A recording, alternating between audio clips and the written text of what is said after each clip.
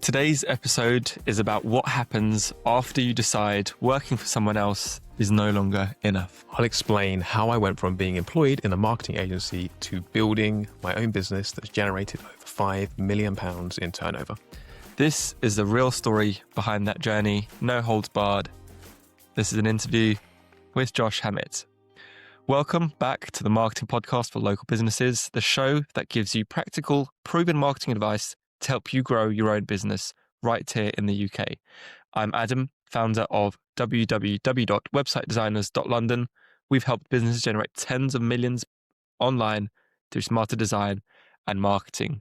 My name's Josh. I'm the founder of ImproveMySearchRanking.com. We've worked with over 400 businesses over the last 10 years, helping them generate well over £200 million in sales. Great. So today's episode is a real behind-the-scenes conversations. We're talking about Josh Hamit's journey from being employed in a marketing agency to building his own successful SEO business. The doubts, decisions, and the lessons that came with it. So, segment 1, life as an employee. Let's in fact take you back a step before. Now, just to our audience, we're not going to be using a script for this, so this is going to be very raw. Before you got a job, did you go to uni? I did indeed. I went to University of Greenwich and I studied business studies. Why business? I always had an interest in business from an early age, so I think I've always actually wanted to be an entrepreneur. I saw my dad do something similar when he was in his mid-30s. I was probably 10, 11, 12. I saw my dad start his own business and he probably inspired me, and that put the idea in mind to take business at university. What did your dad do for a living? He did multiple things, actually. He kind of had an SEO agency before the internet existed. So he previously worked in Yellow Pages. Yeah. And obviously people went to Yellow Pages back in the day and would open the book and kind of find the service they wanted to find. And he was a salesman for the Yellow Pages and then he set up another business where he helped insurance companies, I believe it was, get a good listing in the Yellow Pages or generate leads from Yellow Pages. It was something about generating leads from Yellow Pages is basically what he did. Okay, cool. So lots of cold calling, would you say? Do you know? No, I'm not sure. Potentially, I think it was more someone else did the cold calling and perhaps he then would turn up at their office and kind of go through the presentation and sell them the services when he worked for Yellow Pages. And then when he worked for himself, I'm not sure, perhaps. Yeah. Okay. So studied business at university. Do you enjoy it? University, I didn't really enjoy it, to be honest with you. I just did it because I didn't know what else to do. I kind of just applied when I was at sixth form because that's what he did. It was okay. I didn't love it, to be honest with you. It was just was better than being unemployed, I suppose, and rather than getting a job at that stage. I didn't know what I was doing with my life. So it turned out to be very good, actually, because although I didn't really learn much, I got a first class degree. It was a pretty terrible university. It was pretty easy to get a first, in my opinion. But what it did do, actually, was one of my tutors asked me to make a website for him. And previously, while I was in sixth form, I actually set up another business, which was like a web design agency. And I knew how to build a website. Somehow the tutor found that out, or I told him it, and then I built him a website for his business. It was called ChinaMachineTools.com, I think it was, where I think he imported or helped businesses in the UK create products in China from memory. And I built him this website. That's probably why I got such a high mark in that module as well. First class, yes. Yeah. So made him a free website, and then launched the website. He then asked me to come to his office like a few weeks later, and was like, "How do we get it in Google? How do we get found in Google?" And I was like, "I have no idea. I don't know. I just thought it just happened automatically." So I then started doing a bit of research. This was while I was in year 3, I believe, at university. So last year, started doing some research, found out about SEO, and actually that him asking me that has kind of informed the rest of my life to some degree. So I was very lucky that he asked. Can you remember his name? It was a Chinese name. It was like Hang Tang, I believe it was, but I can't remember exactly. Okay. And so after university, that kind of brought the interest about SEO a bit, but having said that, your dad was also in some sort of marketing role, would you say? I wouldn't say marketing. No? Well, he previously was, I suppose, helping. I think he's more of a salesperson. Sales. Okay. More of a salesperson. Fine. So post-university, what happened? Post-university, I then started applying for jobs. I looked in for all different types of work. I had quite a few recruitment interviews, which I failed miserably in. And it took me about 6 months, and eventually I got a job in a marketing agency in Croydon in South London. And that was the first job in the kind of real world. What sort of jobs were you applying for? All sorts, really. So a lot of SEO jobs, actually. I had a few interviews for SEO related agencies in central London. And again, that was based on the research I'd done previously for this other website. Okay, cool. So you applied for marketing, SEO. Marketing, SEO, also recruitment industry. Okay. Actually being a recruiter, which didn't work out particularly well. But yeah. Okay. And then you got a role in a marketing agency. Yes, an agency called Curb Interactive. They no longer exist, I believe. It's a very, very small company, only maybe 4 or 5 people in the company, specialised in web design, email marketing. Didn't do too much else there. I kind of introduced SEO to them as a kind of offer and a service. They didn't really offer that at all. So that's where I kind of had a lot of hands-on experience working with clients. I did a bit of cold calling back then. I did a bit of, I had to find clients for that agency to do SEO. So I was using a lot of social media. I was doing free reports and audits, and kind of developed a way to get customers whilst working at other agency, bring those clients to that agency.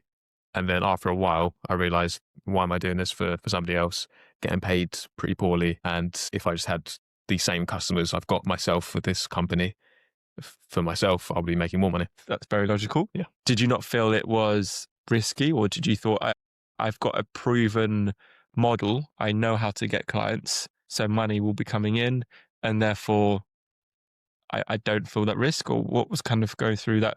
What made you take that leap? They didn't go bust whilst you were there, I assume. It was more about you left off your own accord, was it? Yeah, I left off my own accord. So yeah, to some degree, yes, because I'd done that for that business, and I realised I knew how to get customers in and provide a service and keep customers for months and months on end. I knew I could do that on my own because I was doing it on my own anyway. But I also, before I left that company, I actually set my business up on the side, and maybe rightly or wrongly, contractually, I was kind of getting customers already on the back end. So I knew the day that I left, I would already have an income of some sorts. That sounds great. Very interesting. And so, did you have any fears? How many fears? Not hugely. I was only 24, 25 at the time. I was living at home. Mum and dad didn't really have any kind of responsibilities. Didn't have any rent to pay, really. Didn't have to pay for the food shop or anything. So How old did you say you were? I was 24, 25, yeah. Okay. So I was at mum and dad's house, living there. Yeah, so didn't really have too many fears. I'd been reading a lot at that stage in my life. I'd never read a book, I don't think, until I was about 21. And then 20, 21, 22, 23, 24, I probably read 50 books, 100 books on self-development, on marketing and business. And I suppose an accumulation of that knowledge and those books kind of almost forced me to leave the job. Okay. So start something. Very cool. Did any book or any bit of knowledge ever stand out to you in that period? The ones that stand out from that time period would be Tim Ferriss' 4 Hour Workweek, would be Tony Robbins' books. I can't remember what they're called, The Awaken the Giant Within, and something else. Probably those 2 off the top of my head. Okay, very cool. So talk to me about the growth of improvemysearchranking.com. The growth. So what from? Let's start from the very beginning. So one-man band, you didn't immediately hire anyone, right? Nope. How long were you going with the business before you hired someone? Probably a year or so. So probably for a year, I was just working out my bedroom at mum and dad's house, and just slowly growing the business, getting a few customers here and there. In the first year, I think we did about 20 to 30k in sales in the first year. And you say we, you mean I? We as the business, I suppose. Myself, yeah, so we did about 20 to 30k in the first year. After that period, I kind of thought, need to become a bit of more of a real business. I don't know why I thought that, but I thought I needed to have an office, start hiring staff. So I contacted the guy in this building we're in today. I hired a very small office upstairs just for 2-3 people at most. And at that stage, I thought I needed to hire a salesperson because I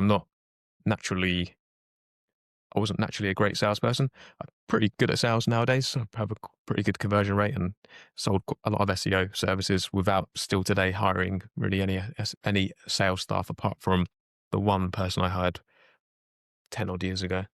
Okay. And how was that salesperson? Yeah, she was pretty good. She had a lot of experience. She worked in SEO for a long time and had actual technical knowledge as well as kind of sales knowledge. It didn't work too well. I think we had conflicting kind of ideas on sales processes and how long it takes to bring a customer in. She was kind of more, it takes 6 months, 12 months to kind of take a cold lead to a sale, whereas I'm more like it takes 1 week to do it. So she probably paid for herself probably over the course of her employment, and we still have 1 or 2 customers from her.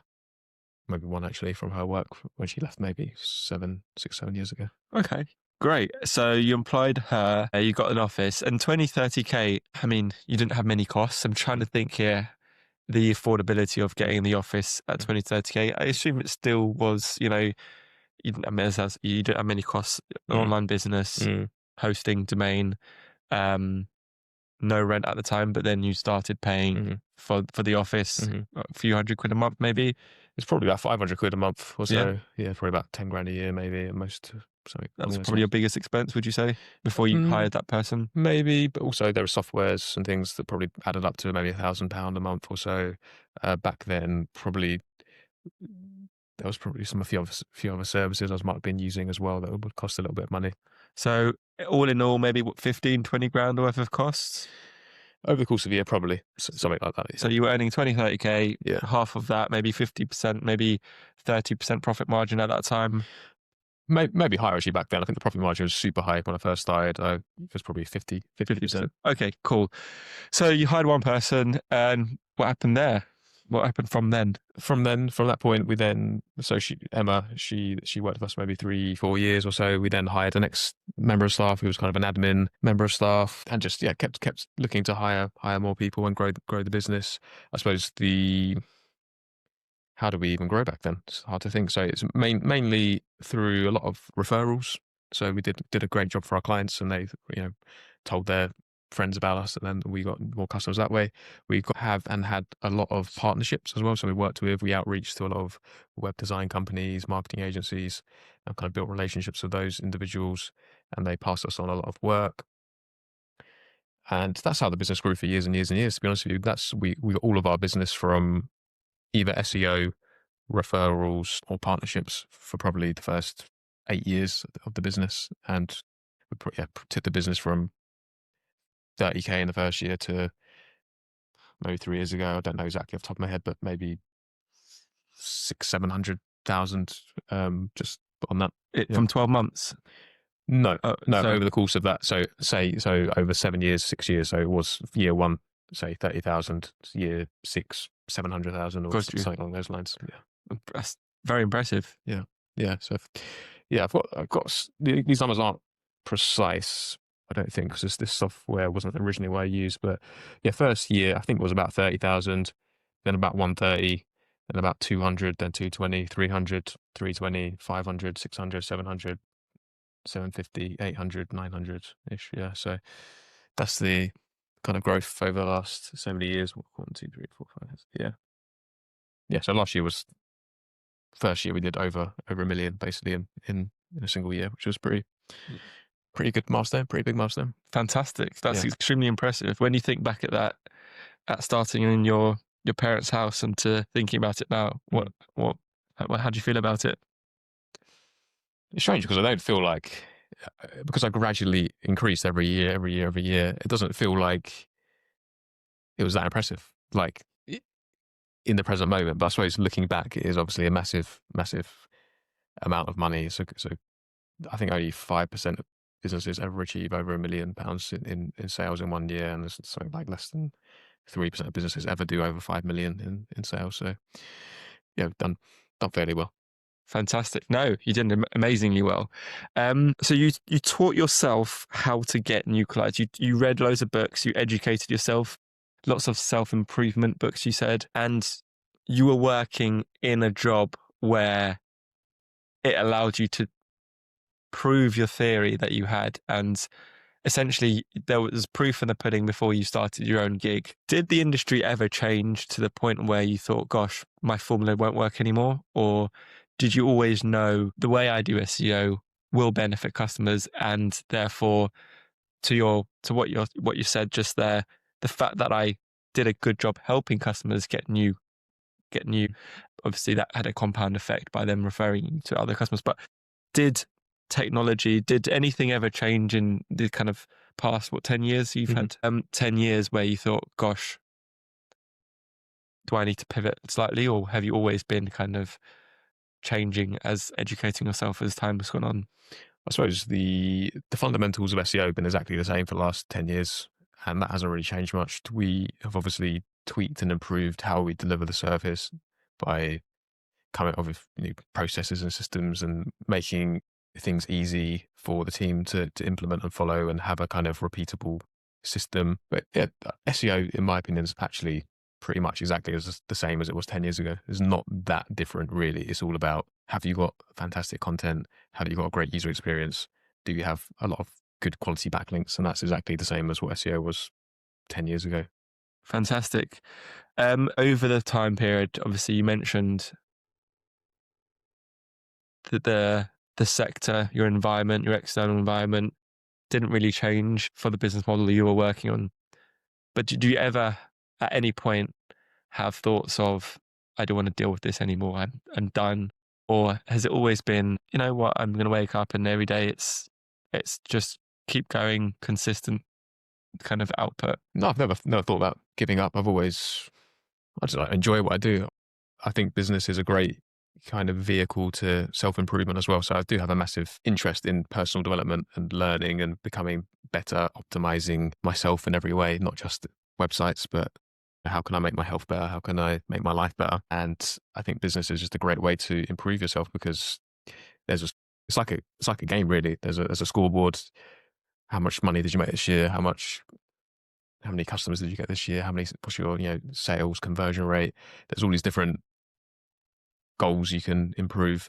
And I suppose as a kid, I was probably addicted to computer games, and maybe that is what in turn has led me to quite like gamifying what I do. And as you know, I have a kind of very regimented daily routine where I have like a score I get every day out of 20, and a weekly score, monthly score, quarterly score, yearly score, and I enjoy it. What was the score today? It's not 10 p.m. yet, so I don't know what it is. But yesterday was quite poor, actually. I got a 12 out of 20. 20 out of 10. So there you go. So look, there's a lot of attributes there you've mentioned throughout this episode where I would say, from my reading of other entrepreneurs, the attributes are very similar. You're very consistent. You show up every day. I'd say the amount you measure a lot, whether that's your own health, you track I was about to say keep KPIs, but you track a lot of information and you measure yourself, and you always seem to want to improve and do better than yesterday, or produce the same amount of output to your goals that you have each day. So that allows you to always, show up and be the best version of yourself, I guess, right? So we've talked about your journey to today. So how many employees do you have today? Today we have 10 employees. 10 employees, 10 years, 10 employees, and you've earned about 5 mil of revenue in the 10 years, and now you're earning $1 mil a year. Impressive stuff. Great stats. So let's now shift slightly and talk about any advice that you would give someone. Let's say, before we do that, in fact, what advice would you give your 24-year-old self? My 24-year-old self. Well, it's been a success. So whatever he was thinking at the time was good. But I think the key to success really is just consistency and continually working on yourself and the business. So if you stick around for long enough, you can't help but win at some point. So just gradually improving month on month. I've never had like crazy growth goals, but every year I set goals and I want to be 10%, 15%, 20% better than last year. And just being consistent, showing up every day and working towards those goals, I think is the most important thing. Yeah. And would you say it's probably, I was going to use the word boring, but I know you don't find it boring, but consistency, going to the gym every single time, unless you're excited by it, which I know you are, it can be to some a bit monotonous. And, you know, not everyone, a lot of people want to get rich quick. Yeah. But that's not how you did it, right? No, it's very, I think I did it very slowly and I probably could have done things 10 times faster. I maybe should have done it faster. A lot of people would say I'm too relaxed or too laid back and not going after it enough. So I've definitely done well over the years, and I could have done it faster perhaps, but maybe it's better actually to go slowly, build slowly, and maybe not burn out as well along the way. Yeah, I'd say I'd describe you as a very calm person. You're not, you don't go 100 miles an hour. You're very steady. I'd describe you as someone quite collected, which again is, I'd say, again, unusual for someone running their business.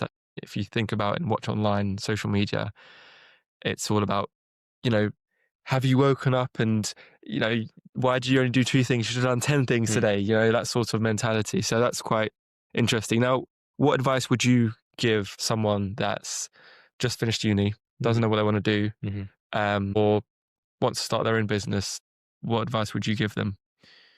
Well, reflecting on what I did myself, I think first and foremost, you should work for somebody else first. I think it's a great idea first to work for somebody else, learn how that business model works.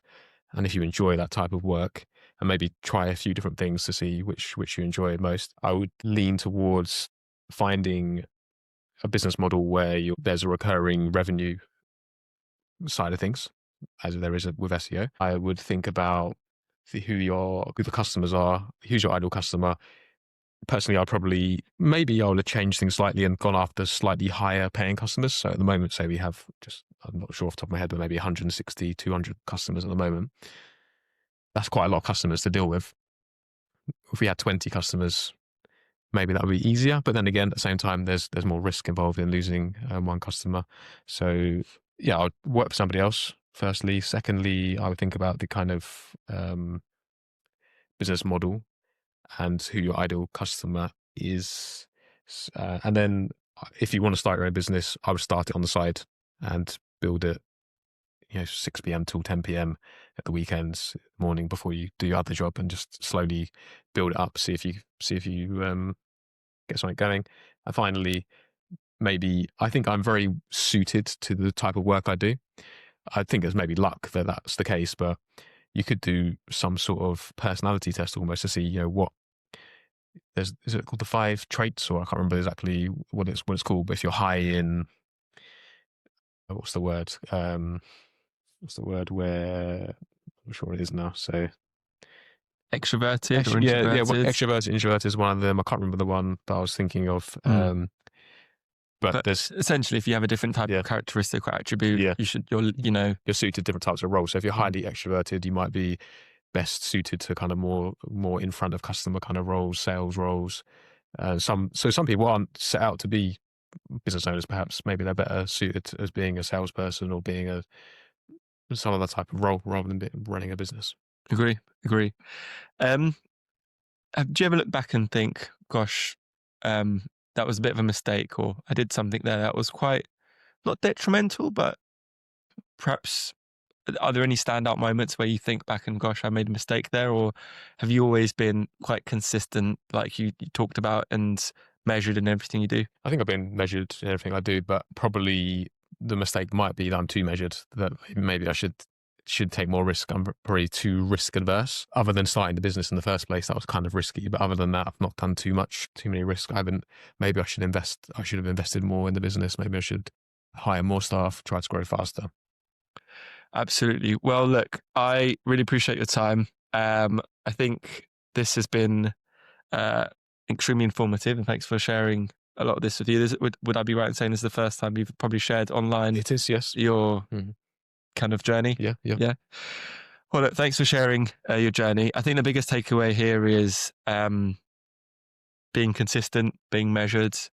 Although I know you kind of talked about that being perhaps a negative, but it's got you to where you are and your journey. Being consistent, being measured, giving things a go, being employed first and doing whatever business you want to set up, maybe trying it out for someone else first, seeing if it's something you enjoy, and perhaps gamifying a business and goals of your business. Thank you for listening. My name's been Adam. I'm Josh.